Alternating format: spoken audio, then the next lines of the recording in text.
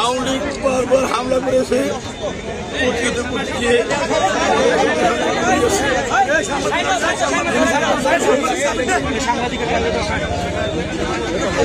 আমার জীবনে এমন করে কষ্ট সময় আমার উপরে অনেক অত্যাচার হচ্ছে।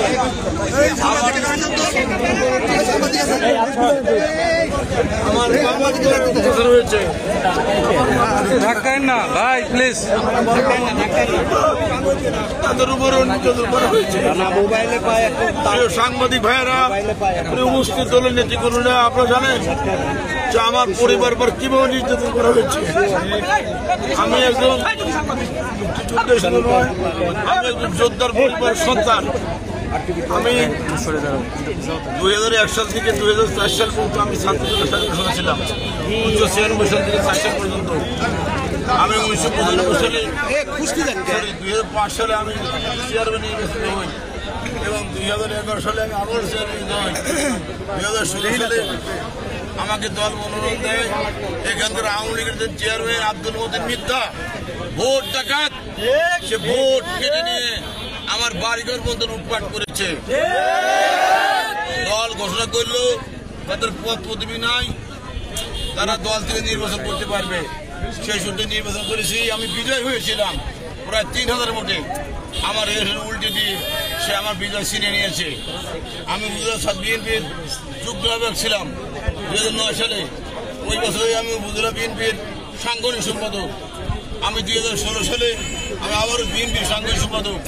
2022 সালে অক্টোবরের শেষ সপ্তাহে আমি উপজেলা বিএনপির সদস্য নির্বাচিত হই। এই এলাকার দলবল নির্বিশেষে আমার 70-80 ভাগ আমাকে সমর্থন করে। দেখে আমার দলের একজন সাবেক নেতা যিনি নেতৃত্ব দেন একটা গ্রুপের, আমি কৃষিবিদ হাসান নাবিদ তুহিনের অনুসারী বিদায় আমাকে দল থেকে বহিষ্কার করা হয়েছে। এই জুলাইয়ের 9 তারিখে যারা আমাকে মেরেছে, আমার সাথে কোনো লোক ছিল না, আমি একা ছিলাম। আমাকে একা পেয়ে তাদেরকে নিবৃত্ত করেছিলাম। কিন্তু সুজানগর কথা বলুন না, সুজানগর উপজেলা পৌর বিএনপির যুগ্ম সম্পাদক দুর্দর্শ ডাকাত এবং সে খুনি উপজেলা যুবদলের সাবেক যুগ্ম সম্পাদক নিজামুদ্দিন শেখকে সে খুন করেছে। তার বিরুদ্ধে কেউ সাক্ষী দিয়ে সাহস পায় নাই এবং তার ভাইস্তি লেবু এবং মানিক খা আপনার কলেজ ছাত্র দলের সভাপতি, তারা বিভিন্নভাবে মানুষের চাঁদাবাজি, লুটপাট, ধর্ষণ, ইয়াবা ব্যবসায়, গাঁজা ব্যবসায়, এমন করে খারাপ কাজ নেই তারা করে না। সুজানগর ব্যবসায়িকরা আমাকে ডেকে নিয়ে গিয়ে আমাকে সুজানগর শিল্প বণিক সমিতির সদস্য নিয়োগ দিয়েছে। এখানে আমি বাধা হয়ে দাঁড়িয়েছি। আপনার বিশ্বাস না হয়, সুজানগর সার্কিট সাহেব আছেন, ইউনো মহোদয় আছেন, এসিল্যান্ড আছে, ওসি আছে, তাদের কাছ থেকে সত্য কথাগুলি আপনারা পাবেন।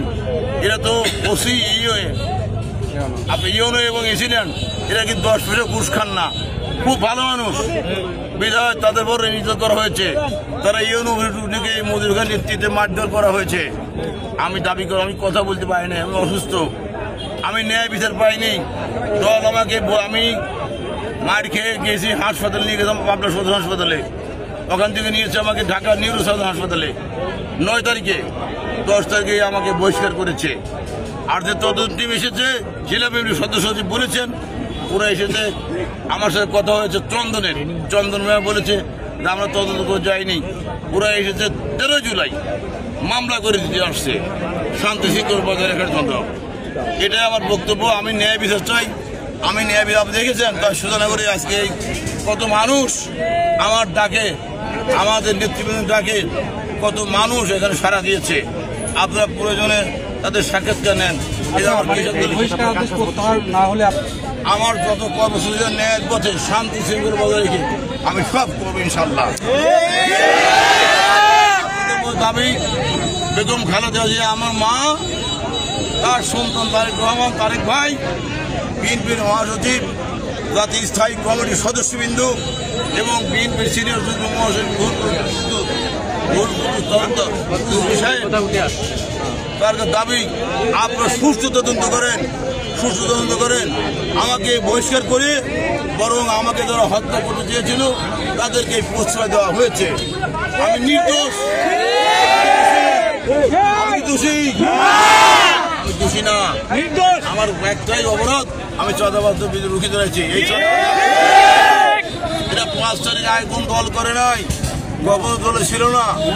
আমাকে দমন করার জন্য এদেরকে কিছু লোক তুলে নিয়ে এসেছে তাদের গ্রুপ ভারী করার জন্য। আওয়ামী লীগের সঙ্গে তাদের ছবি আছে।